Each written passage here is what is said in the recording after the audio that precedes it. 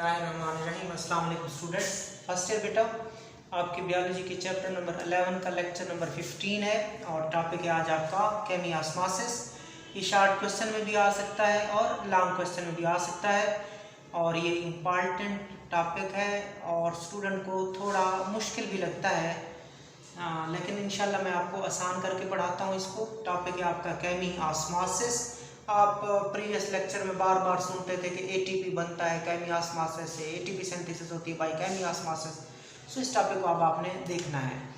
In both cyclic and non cyclic photophosphorylation the mechanism for ATP synthesis is chemiosmosis. के cyclic photophosphorylation हो या non cyclic photophosphorylation हो, दोनों में ATP बनने का जो प्रोसेस होता है क्या कहलाता है? वो केमी ऑस्मोसिस कहलाता है। कि in both cyclic and non cyclic photophosphorylation the mechanism for ATP synthesis is chemiosmosis. के साइक्लिक फॉस्फोरिलेशन हो जिसमें जस्ट फोटोसिस्टम 1 पार्टिसिपेट करता है, जबकि नॉन साइक्लिक फोटोफॉस्फोरिलेशन में फोटोसिस्टम 1 भी और फोटोसिस्टम 2 दोनों पार्टिसिपेट करते हैं। चाहे साइक्लिक फोटोफॉस्फोरिलेशन हो चाहे नॉन साइक्लिक फोटोफॉस्फोरिलेशन हो, दोनों में एटीपी बनता है और एटीपी बनने का जो मैकेनिज्म है वो क्या कहलाता है? केमी ऑस्मोसिस। अब तारीफ क्या है? द प्रोसेस, केमी ऑस्मोसिस की तारीफ है। केमी ऑस्मोसिस प्रोसेस है दैट यूजेस मेम्ब्रेन, जिसमें क्या यूज होती हैं? मेम्ब्रेन यूज होती हैं टू कपल रिडॉक्स रिएक्शन, जहाँ पे क्या मुकम्मल होते हैं? रिडॉक्स रिएक्शन मुकम्मल होते हैं टू एटीपी प्रोडक्शन, और क्या बन जाता है? एटीपी बन जाता है। ऐसा प्रोसेस दैट यूजेस मेम्ब्रेन, जो मेम्ब्रेन को इस्तेमाल करता है, टू कपल रिडॉक्स रिएक्शन, जहाँ पे रिडॉक्स रिएक्शन होते हैं टू एटीपी प्रोडक्शन, और क्या बनता है? एटीपी बनता है। अब चलते हैं डायग्राम की तरफ। समझना है आपने, यहाँ से मैं शुरू कर देता हूँ। ये है थैलाकाइड की मेम्ब्रेन। ये सारी जो आपको दिखाई गई है इधर से, यहाँ से जो आपको दिखाई जा रही है सारी थैलाकाइड की मेम्ब्रेन है। और मेम्ब्रेन की स्ट्रक्चर आपको पता है कि जो मेम्ब्रेन्स होती हैं they are lipid bilayer. उसमें लिपिड की कितनी लेयर्स होती हैं? 2। एक लेयर, दूसरी layer lipid bilayer in which protein molecule are embedded. This is the lipid bilayer and this is the structure of membrane. और कौन सी मेम्ब्रेन की बात हो रही है? ये बात हो रही है थैलाकाइड मेम्ब्रेन की। इधर देखते हैं, मैं समझाने के लिए आपको बता दूं। थैलाकाइड मेम्ब्रेन सैक जो होती हैं, फ्लैट स्मॉल डिस्क लाइक जो सैक्स होती हैं, उनको क्या कहते हैं? थैलाकोइड कहते हैं। उनको क्या कहते हैं? थैलाकोइड कहते हैं। और यही मेम्ब्रेन की स्ट्रक्चर ही दिखाएगी, ये वाली, ये जो सारी आपको नजर आ रही है ये इस मेम्ब्रेन की स्ट्रक्चर है। और जो अंदर की जगह है, ठीक है, वो ये वाली है थैलाकाइड इंटीरियर स्पेस और ल्यूमेन। या दूसरे में अगर मैं यहाँ आपको दिखाऊं, ये वाली मेम्ब्रेन ली गई है। ये वाली मेम्ब्रेन, ये वाली जो मेम्ब्रेन है इसको बड़ा करके इस तरह यहाँ बना दिया गया है। और अंदर वाली जगह ये ऊपर वाली है। ये जो अंदर जगह है जिसको क्या कहते हैं? थैलाकाइड इंटीरियर स्पेस या ल्यूमेन नाम देते हैं। इस अंदर वाली जगह को, जो सैक होती है, जो थैलाकाइड होती है, उसके अंदर की जगह ल्यूमेन या थैलाकाइड इंटीरियर स्पेस कहलाती है। ठीक है, वो ये वाली जगह है। मेम्ब्रेन के ऊपर थैलाकाइड इंटीरियर स्पेस है या ल्यूमेन मौजूद है, ये वाली सारी। और ये वाली क्या है? ये वाली जो आप देख रहे हैं ये मेम्ब्रेन ही है। और मेम्ब्रेन के बाहर क्या है? इधर स्ट्रोमा है, ये दिखाया गया है। ठीक हो गया? तो ये सारा बाहर क्या है? बाहर सारा स्ट्रोमा है, वो डेंस फ्लूइड है जो थैलाकाइड को क्या करता है? सराउंड करता है। और अंदर क्या है? अंदर थैलाकाइड की इंटीरियर स्पेस है या ल्यूमेन है। ठीक है, इसको बहुत बड़ा करके दिखाया गया है। और ये थैलाकाइड की मेम्ब्रेन है जहाँ पर फोटोसिंथेसिस के पिगमेंट मौजूद होते हैं, इलेक्ट्रॉन ट्रांसपोर्ट चेन मौजूद होती है, प्राइमरी इलेक्ट्रॉन एक्सेप्टर मौजूद होते हैं। और ये बाहर क्या है? स्ट्रोमा है। ये थैलाकाइड की मेम्ब्रेन है और ये थैलाकाइड के अंदर की जगह है जिसको आप ल्यूमेन भी बोलते हो, थैलाकाइड इंटीरियर स्पेस का भी नाम देते हो। होता क्या है कि फोटोसिस्टम 2 है और फोटोसिस्टम 2 से क्या टकराते हैं? फोटॉन टकराते हैं, लाइट टकराती है और वहाँ से इलेक्ट्रॉन निकल जाते हैं। ठीक है, और इसके अलावा फोटोलाइसिस भी होती है जिसमें पानी के मॉलिक्यूल को तोड़ा जाता है, ऑक्सीजन बनती है और हाइड्रोजन आयंस बनते हैं। ठीक हो गया।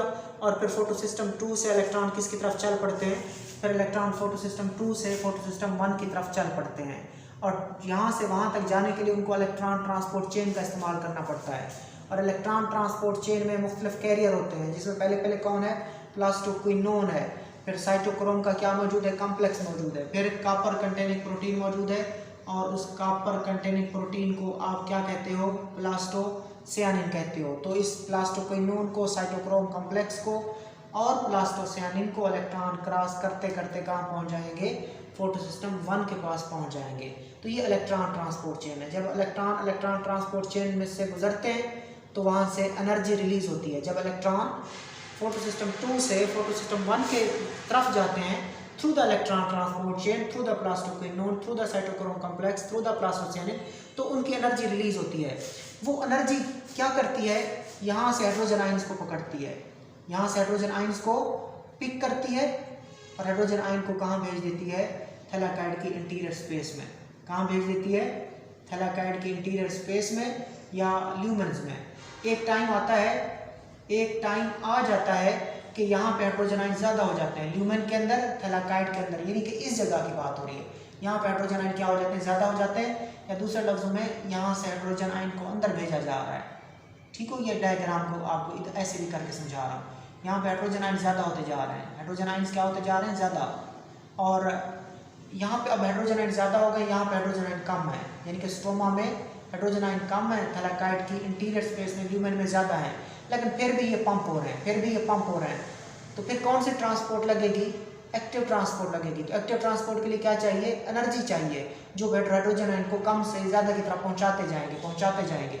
वो एनर्जी फिर कहाँ से आती है, जो इसकी मूवमेंट के लिए चाहिए, इनको पंप करने के लिए चाहिए, इनकी एक्टिव ट्रांसपोर्ट के लिए चाहिए, वो एनर्जी कहाँ से आती है, वो एनर्जी ये आती है जब फोटो सिस्टम 2 से इलेक्ट्रॉन फोटो सिस्टम 1 की तरफ जाते हैं तो उनकी एनर्जी रिलीज हो जाती है। वही एनर्जी उसी एनर्जी से हम क्या करते हैं, हाइड्रोजन आयंस को across the thylakoid membrane pump करके कहाँ पहुँचा देते हैं, थैलाकाइड के इंटीरियर स्पेस में या ल्यूमेन में। अब क्या सूरत हाल है बेटा, अब सूरत हाल ये है कि थैलाकाइड के अंदर इंटीरियर स्पेस में, ल्यूमेन में हाइड्रोजन आयन बहुत ज़्यादा हो गए हैं। क्या हो गए, हाइड्रोजन आयन बहुत ज़्यादा हो गए हैं। तो याद रखना, जब हाइड्रोजन आयन एक जगह पे बहुत ज़्यादा हो जाए तो उनके अंदर पोटेंशियल एनर्जी आ जाती है, उन्होंने एनर्जी को स्टोर कर लिया है। अब हम क्या करते हैं, इन्हीं हाइड्रोजन, यही जो हाइड्रोजन आयंस होते हैं, एक चीज यहाँ पे दिखाई है, एटीपी सिंथेज एंजाइम समझे आप, कॉम्प्लेक्स समझे आप इसे। वही हाइड्रोजन आयन जो बहुत ज्यादा हुए पड़े हैं, यहाँ पे हाइड्रोजन आयन बहुत ज्यादा हुए पड़े हैं, वो देखें ये हाइड्रोजन आयन इस जगह पे क्या हुए पड़े, बहुत ज्यादा हुए पड़े। इसी थैलाकाइड की मेम्ब्रेन के अंदर एक एंजाइम मौजूद है, एक कॉम्प्लेक्स मौजूद है, उसको कहते हैं एटीपी सिंथेज। वो एंजाइम जो एटीपी बनाएगा, जब हाइड्रोजन आयन यहाँ बहुत ज़्यादा ज़ख़ीरा है, बहुत ज़्यादा है, तो वो ज़्यादा से कम की तरफ आएंगे। जब वो ज़्यादा से कम की तरफ आएंगे तो हाइड्रोजन आयन अब नीचे मूव करेंगे, किस कॉम्प्लेक्स से गुजरेंगे, एटीपी सिंथेज से गुजरेंगे। और जब वो नीचे गुजरेंगे तो क्या किया जाएगा, वो एनर्जी खारिज करेंगे। जब एक चीज़ ज़्यादा से कम की तरफ आए तो वो भी एनर्जी खारिज करते हैं। अब हाइड्रोजन आयन एनर्जी खारिज करेंगे, उस एनर्जी से हम क्या करेंगे, एटीपी और inorganic phosphate, ADP plus P आए, इनऑर्गेनिक फास्फेट और एडीपी को मिला दिया जाएगा। उस एनर्जी से एडीपी और पी को मिला दिया जाएगा, क्या बनेगा, एटीपी बनेगा। ठीक हो गया। तो ये एटीपी जो बना है, इस प्रोसेस को कहते हैं केमिऑस्मोसिस। केमी, तो देख ले बेटा कि हाइड्रोजन आयन को सबसे पहले आपने ऊपर भेजना है, against the concentration gradient hydrogen ions को आपने ऊपर भेजना है।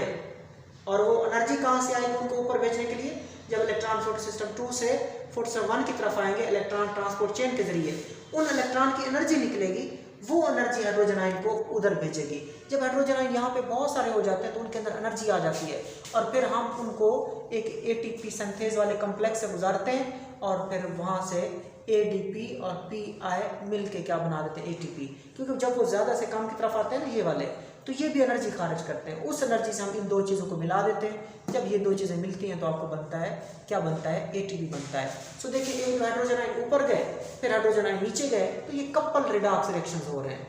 और किसको यूज़ किया जा रहा है, मेम्ब्रेन को यूज़ किया जा रहा है। सो ये जो प्रोसेस है ये मेम्ब्रेन को यूज़ करता है, और क्या करता है, टू कपल रिडॉक्स रिएक्शन। इसमें रिडॉक्स रिएक्शन होते हैं, एक तो ऊपर जा रहे हैं आयन, फिर नीचे आ रहे हैं, और क्या बन जाता है, एटीपी बन जाता है। This process is called chemiosmosis. तो डायग्राम मेन है, उसके बाद कोई मसला नहीं है। सो डेफिनेशन करें देखें, the process that uses membrane, ऐसा प्रोसेस जो मेम्ब्रेन को यूज करता है टू कपल रिडॉक्स रिएक्शन, और रिडॉक्स रिएक्शन फिर कपल होते हैं टू एटीपी प्रोडक्शन, और क्या बन जाता है, एटीपी बन जाता है। This is called chemiosmosis. Electron transport chain pump proton और hydrogen ion, electron transport chain pump proton और हाइड्रोजन आयन, प्रोटॉन को क्या कहते हैं, हाइड्रोजन आयन, कहाँ पंप करती है, अक्रॉस द मेम्ब्रेन, मेम्ब्रेन के अक्रॉस उनको पंप कर देती है इलेक्ट्रॉन ट्रांसपोर्ट चेन, कहाँ पे, of thylakoid in case of photosynthesis in the thylakoid space, कि इलेक्ट्रॉन ट्रांसपोर्ट चेन प्रोटॉन्स को, हाइड्रोजन आयन को थैलाकाइड की मेम्ब्रेन से पंप करा देती है और कहाँ भेज देती है, थैलाकाइड इंटीरियर स्पेस में या थैलाकाइड के ल्यूमेन में भेज देती है। कौन, इलेक्ट्रॉन ट्रांसपोर्ट। इधर देखें, ये टॉपिक बड़ा इंपॉर्टेंट है बेटा, और आज अगर आप समझ लेंगे तो इंशाल्लाह ये टॉपिक आपको कभी भूलेगा नहीं। ये इलेक्ट्रॉन ट्रांसपोर्ट चेन ही समझे, लिखा नहीं हुआ यहाँ पे, लेकिन मैं यहाँ पे नीचे लिख देता हूँ कि फोटो सिस्टम 2 और photo system 1, photo system 2 photo system 1, इनके दरमियान क्या मौजूद है, इलेक्ट्रॉन ट्रांसपोर्ट चेन मौजूद है। और पहले कौन मौजूद है, प्लास्टोक्विनोन मौजूद है, फिर कौन मौजूद है, साइटोक्रोम कॉम्प्लेक्स मौजूद है, और फिर कौन मौजूद है, प्लास्टोसियानिन मौजूद है, और फिर कौन आ जाएगा, फोटो सिस्टम 1 आ जाएगा, फिर उसके अपने वो आ जाएंगे फेरिडॉक्सन, NADP रिडक्टेज वगैरह, लेकिन हमारा टॉपिक वो चीज़ें नहीं है अभी इतना पढ़ना, ठीक हो गया। तो ये इलेक्ट्रॉन ट्रांसपोर्ट चेन है, इसके बीच और इसके बीच में क्या है, इलेक्ट्रॉन ट्रांसपोर्ट चेन। यही इलेक्ट्रॉन ट्रांसपोर्ट चेन क्या करती है, प्रोटॉन्स को, हाइड्रोजन आयन को पंप करती है across the thylakoid membrane into the thylakoid interior space. The energy used for this pumping come from electron moving through the electron transport chain. The energy used for this pumping, hydrogen को pump किया जा रहा है, इधर देखें, hydrogen ions को pump किया जा रहा है, पंप का मतलब उनको कम से ज़्यादा की तरफ भेजा जा रहा है, और पंप जब भी किसी चीज़ को करना तो एनर्जी लगती है। So the energy for this pumping come from the electron, इनको उधर पंप करने के लिए, इनको उधर भेजने के लिए एनर्जी जो लगती है, वो एनर्जी कहाँ से आती है, इलेक्ट्रॉन ट्रांसपोर्ट चेन के इलेक्ट्रॉन से आती है। जब वो इलेक्ट्रॉन ट्रांसपोर्ट चेन में इलेक्ट्रॉन फ्लो कर रहे होते हैं, उधर जा रहे होते हैं इलेक्ट्रॉन, तो उनके मूवमेंट से एनर्जी हासिल होती है, और वही एनर्जी क्या करती है, वही एनर्जी हाइड्रोजन आयन को across the thylakoid membrane pump कर देती है। So energy used for the pumping of hydrogen ion come from the electron moving through the electron transport chain. This energy is transformed in potential energy stored in the form of hydrogen ion gradient across the membrane. अब ये energy वहाँ पे store हो जाती है। जैसे hydrogen ion ऊपर जा रहे हैं ना, जैसे हाइड्रोजन आयन ऊपर जा रहे हैं तो वहाँ पे एनर्जी स्टोर हो रही है, और आपको पता है स्टोर्ड एनर्जी को पोटेंशियल एनर्जी कहते हैं। स्टोर्ड एनर्जी को क्या कहते हैं, पोटेंशियल एनर्जी। तो यही एनर्जी जो इनको पंप करने में लग रही है, वो ऊपर आके किस की शक्ल में स्टोर हो जाती है, पोटेंशियल एनर्जी की शक्ल में स्टोर हो जाती है, और हाइड्रोजन आयंस के ग्रेडियंट की शक्ल में स्टोर हो जाती है। मतलब यहाँ पे हाइड्रोजन आयन ज़्यादा है और यहाँ पे हाइड्रोजन आयन कम है। नीचे स्ट्रोमा में हाइड्रोजन आयन कम है, थैलाकाइड के इंटीरियर स्पेस में हाइड्रोजन आयन ज़्यादा है, तो हाइड्रोजन आयन का क्या बन गया, एक ग्रेडियंट बन गया, एक फ़र्क बन गया, और वहाँ पे हाइड्रोजन आयन बहुत ज़्यादा है, लिहाजा उन्होंने पोटेंशियल एनर्जी को अपने अंदर क्या किया हुआ है, स्टोर किया हुआ है। Okay, next, hydrogen ion move down their gradient. अगले मरहला में हाइड्रोजन आयन, अगले मरहला में हाइड्रोजन आयन जो होते हैं वो क्या करते हैं, मूव डाउन देयर ग्रेडियंट, यानी कि वो ज़्यादा कंसंट्रेशन से कम कंसंट्रेशन की तरफ आते हैं। इसको कहते हैं move down their gradient. Move down their gradient मतलब हाइड्रोजन आयन हायर कंसंट्रेशन से मूव करेंगे कम कंसंट्रेशन की तरफ, यानी कि हाइड्रोजन आयन इधर से मूव करेंगे नीचे की तरफ। हाइड्रोजन आयन इधर ज़्यादा है, हाइड्रोजन आयन इधर क्या है, बहुत ज़्यादा है, तो वो क्या करेंगे, वो मूव करेंगे down their concentration gradient. Hydrogen ion will move down their concentration gradient from higher concentration to lower concentration. किसको क्रॉस करेंगे, एक स्पेशल कॉम्प्लेक्स को क्रॉस करेंगे, एंजाइम को क्रॉस करेंगे, that is called ATP synthase. और फिर इनकी एनर्जी निकलेगी, जब वो ज़्यादा से कम की तरफ जाएंगे, वही एनर्जी क्या करेगी, एडीपी और पीआई को मिला के क्या बना देगी, ATP. This is chemiosmosis. Next, hydrogen ion move down their gradient. अगले मरहला में हाइड्रोजन आयन जो होते हैं वो डाउन देयर ग्रेडियंट मूव करते हैं, higher concentration to lower concentration move करते हैं थ्रू स्पेशल कॉम्प्लेक्स, एक कॉम्प्लेक्स स्ट्रक्चर से मूव करते हैं। उस कॉम्प्लेक्स स्ट्रक्चर को एटीपी सिंथेज कहते हैं, उस कॉम्प्लेक्स स्ट्रक्चर को एटीपी सिंथेज कहते हैं, which are built in the thylakoid membrane. और वो कहाँ मौजूद होता है, वो भी थैलाकॉइड की मेम्ब्रेन में। देख लें वो एटीपी सिंथेज आप देख सकते हो, वो ATP synthase that is built in the thylakoid membrane. ये सारी थैलाकॉइड की मेम्ब्रेन है और उसी थैलाकॉइड की मेम्ब्रेन में क्या बना हुआ है, एटीपी सिंथेज। और उसी से कौन गुजरने हैं, किसने गुजरना है, हाइड्रोजन आयंस ने गुजरना है। और वही एटीपी सिंथेज क्या बनाएगा, एटीपी बनाएगा। Last line, during this diffusion of the hydrogen ion, energy of the electron is used to make ATP. During this diffusion of hydrogen ion, the energy of electron, basically energy किसकी थी, electron की थी। So hydrogen ion की diffusion से और electron की energy से क्या बन जाता है, आखिरकार ATP बन जाता है। So this is called chemiosmosis. Cyclic phosphorylation में भी ATP बनता है, नॉन साइक्लिक में भी ATP बनता है, और दोनों में जो ATP बनता है उसका मैकेनिज्म क्या है, chemiosmosis। अब chemiosmosis की तारीफ क्या है, the process that uses the membrane of the thylakoid, जिसमें किसकी मेम्ब्रेन यूज हुई, थैलाकॉइड की, टू कपल रिडॉक्स रिएक्शन, जहाँ पे मतलब रिएक्शंस होते हैं, रिडॉक्स रिएक्शंस होते हैं, ऑक्सीडेशन भी होती है, रिडक्शन भी होती है, और आखिरकार क्या बनता है, एटीपी प्रोडक्शन होती है। This is called chemiosmosis. अल्लाह हाफिज़।